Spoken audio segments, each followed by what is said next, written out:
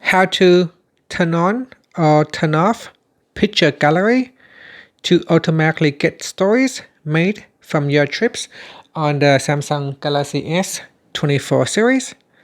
First, tap on the home button to return back to the home screen.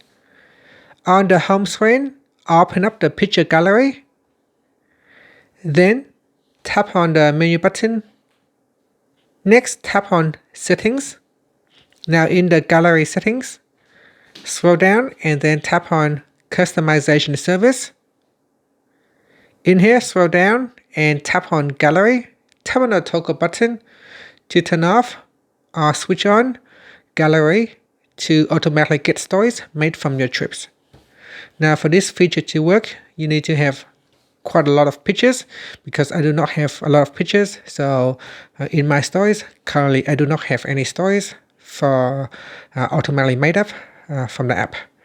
And that's it. After, you can tap on the home button to return back to the home screen. Thank you for watching this video. Please like and subscribe to my channel for more videos.